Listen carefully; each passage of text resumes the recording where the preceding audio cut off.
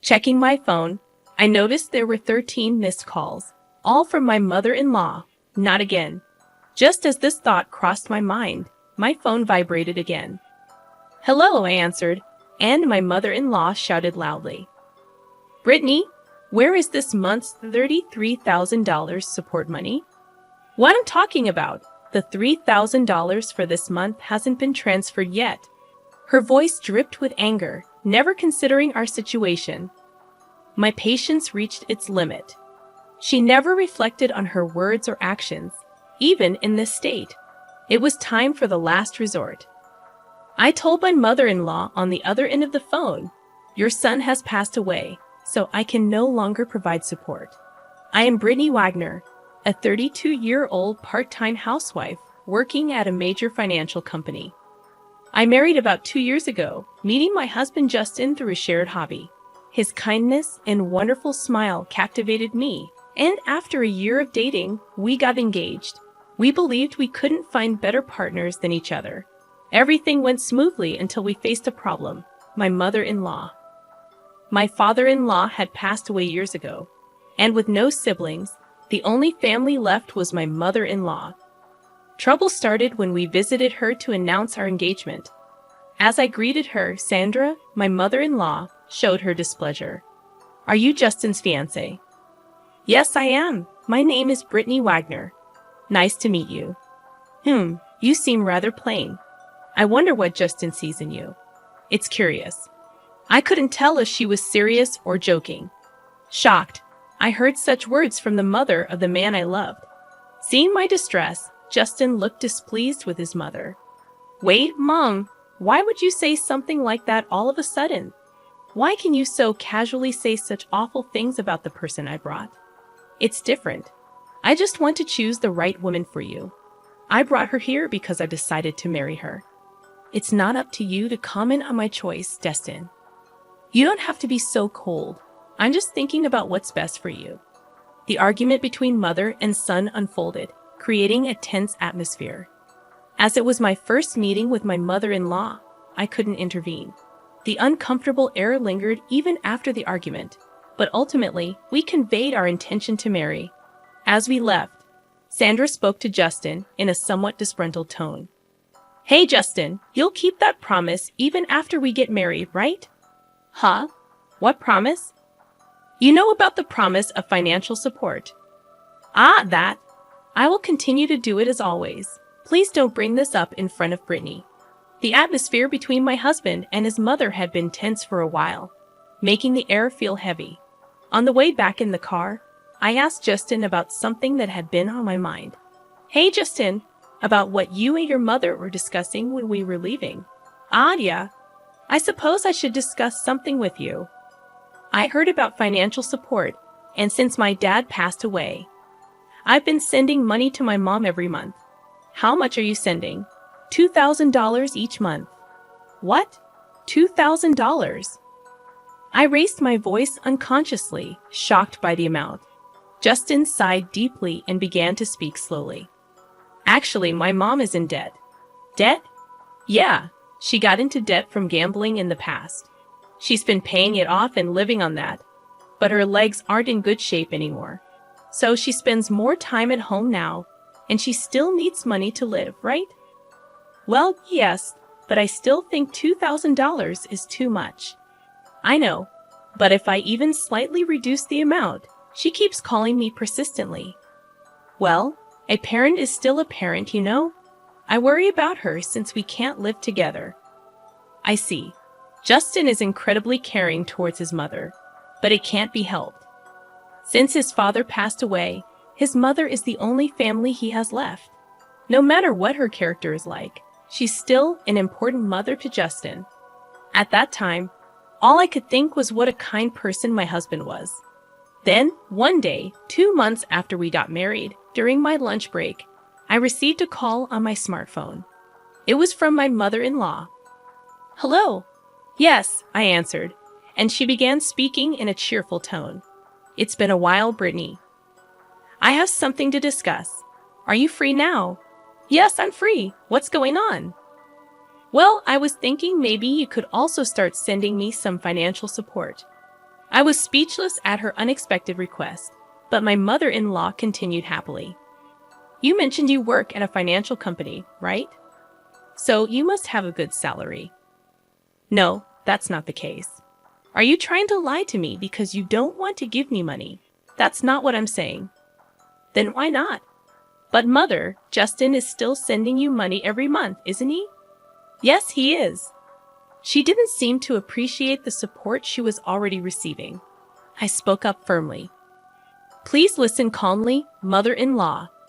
Continuing to send as much as $2,000 a month is a really big deal, you know? And yet, you still want more. I can't understand that. Oh, is that so? You say that. But if you could just contribute the remaining $1,000, Justin wouldn't be burdened. What do you mean by that? I have Justin as a co-signer on my debt, which means if I default on my payments, the creditors will come after him. Do you understand what I'm saying? What? But wasn't the $2,000 Justin sends used for paying off the debt? Well, the thing is, it's not enough. I haven't told Justin yet, but the debt is quite substantial.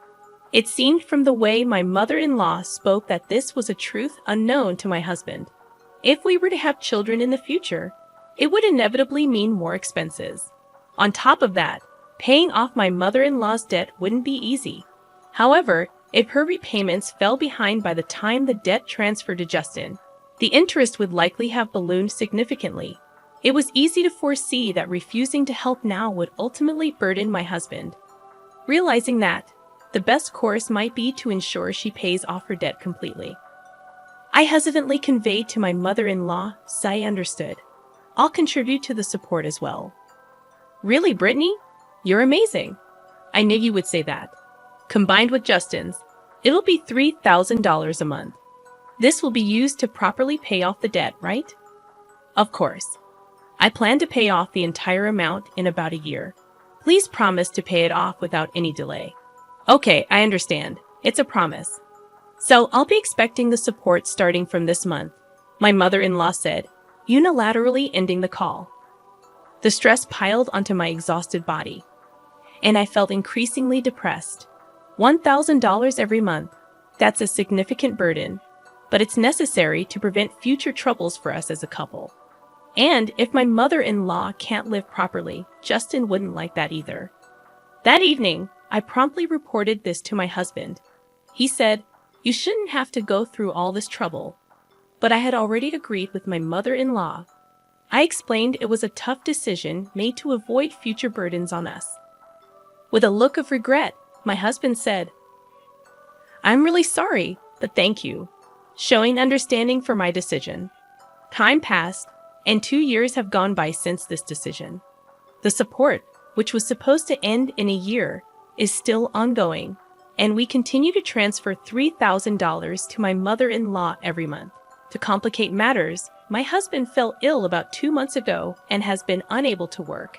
He's on sick leave and receiving a small amount of sickness allowance, but it's minuscule compared to his usual salary. Last month, I used my savings to send the $3,000 to my mother-in-law. But if this continues, even our living expenses will become difficult. Incredibly, my mother-in-law hasn't once visited Justin in the hospital. I informed her a long time ago about his hospitalization, but instead of visiting, she only contacts me to ensure the continuation of the support. Frustrated by her behavior, I finally brought up the subject with my husband. "Justin, your mother only talks about money. Even knowing you're hospitalized, we need to seriously consider whether to continue the support." "Yeah, I've been thinking the same. I don't want to burden Brittany any further. She's been calling and messaging this month asking, is the support coming?" Seriously, even though her own son is in the hospital, all she thinks about is money. Justin, looking somewhat gaunt, expressed his anger towards his mother. Then, with a sudden idea, he said, "Ah, I've got it," and smiled. "What is it, Justin?" "Well, I just thought of something. It's a last resort, though. Something good." "About my mother?" "Huh, what?" My husband proposed an unexpected plan. It might seem excessive, but it seemed the only way to get through to my mother-in-law in her current state. A few weeks later, Justin was discharged from the hospital, fortunately in good health. Since there was no response from my mother-in-law despite numerous attempts to contact her, we hadn't informed her of my husband's discharge date. For the past 2 weeks or so, she had been incessantly demanding financial support. There's no need to purposely send money to a mother who doesn't even worry about her son, my husband remarked while having coffee. As we relaxed, a message came to my smartphone. On closer inspection, there were 13 missed calls from my mother-in-law. Not again. As my phone vibrated again, it was another call from my mother-in-law. I deliberately turned on the speaker so that my husband could hear, and my mother-in-law immediately started shouting, "Brittany, where's this month's $3,000 support? What I'm talking about, the $3,000 for this month hasn't been transferred yet. Mother, please calm down. Do you realize right now Justin is? I don't care if he's sick or whatever. You work at a good company. You must have plenty of savings. Hurry up and transfer it to me." My mother-in-law furiously shouted, eventually saying something unbelievable. "Do you get it? You married Justin and became his wife, so when Justin can't pay because he's sick, you should pay me. If you don't, I'll make you the co-signer of the debt." At that moment, something inside me snapped. She always exposed her greed, never considering our situation. My patience with her had reached its limit. Doesn't she reflect on her words or actions even in this situation? If that's the case, I have no choice but to play my last card. I firmly told my mother-in-law over the phone, "Your son has passed away, so I can no longer provide support." My mother-in-law responded with a dumbfounded, "Ha."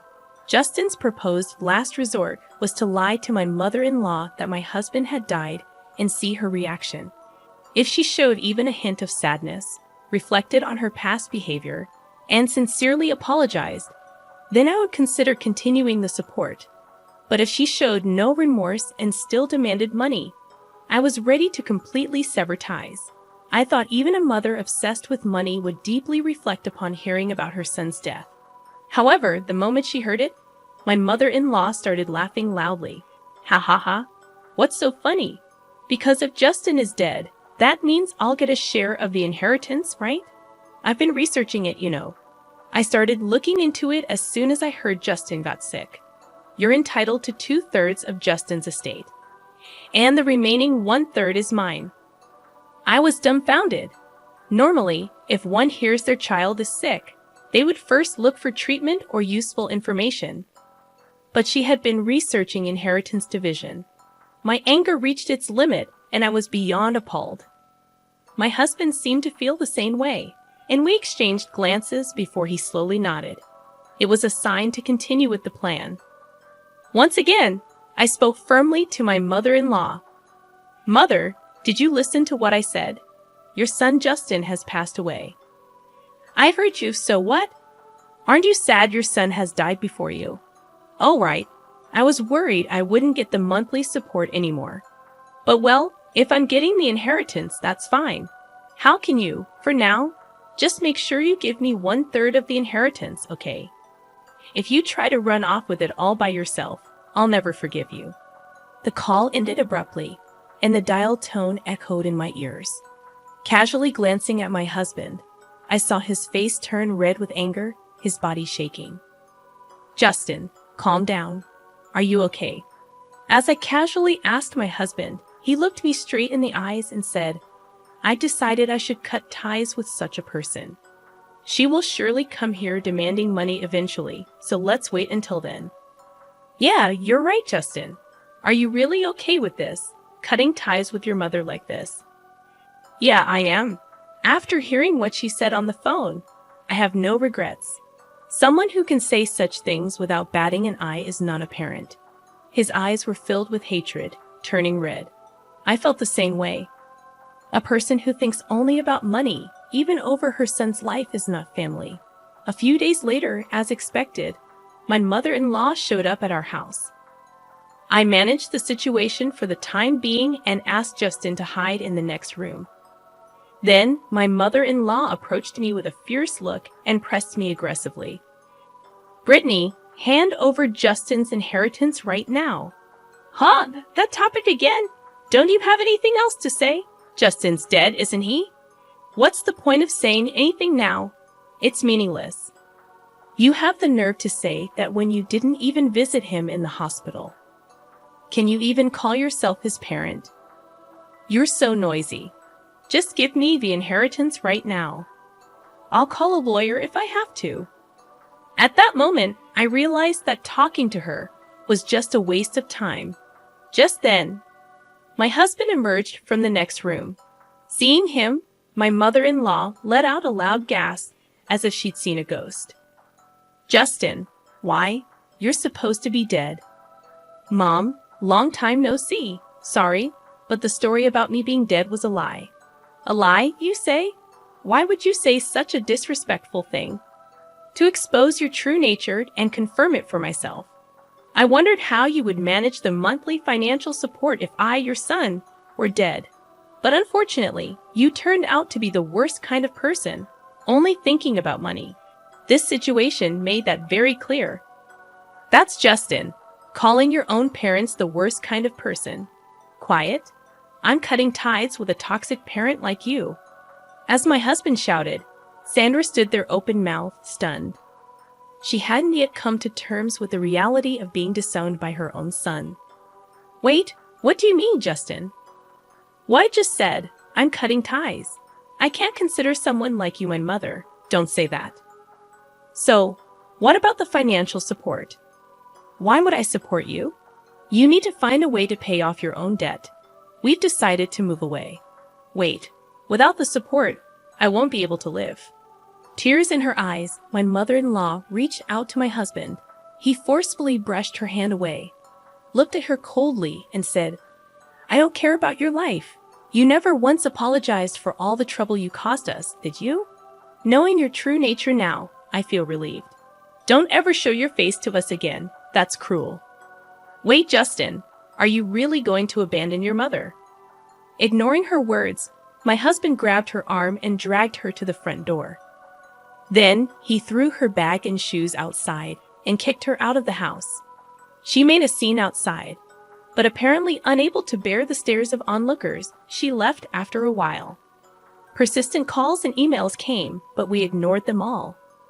We blocked her number and quickly finished moving. The co-signing of the debt turned out to be something Sandra had fabricated, so the guarantee contract was void, and Justin no longer had any responsibility as a guarantor.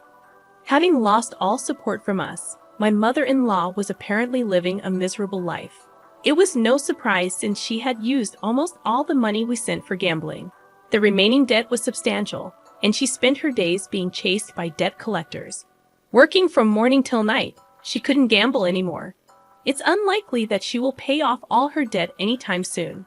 From now on, she will have to work until her body can no longer move. It's all her own doing. Meanwhile, we are living fulfilling days in our new home. Justin's condition stabilized, and he was able to return to work after recovering. And now there's a new life growing inside me. Next year, our family will grow by one, and we will start a new life. In the future, we want to spend peaceful and happy days as a family of 3.